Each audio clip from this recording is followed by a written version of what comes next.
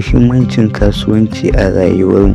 Kasuwanci yana da matuƙar muhimmanci a rayuwarmu saboda yana taimaka mana ta hanyoyi da dama.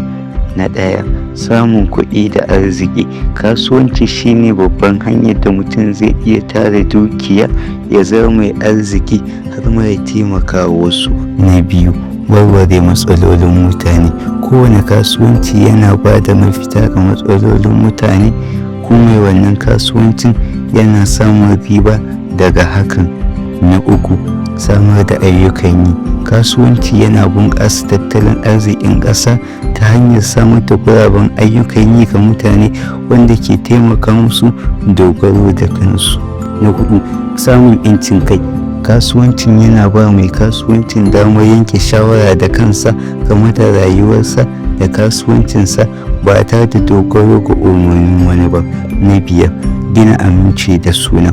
Kasuwanci yana taimakawa wajen gina amana da kyakkyawan suna tsakanin mai kasuwancin da abokin cinikayyarsa, wanda ke haifar da ɗaukaka da farin jini.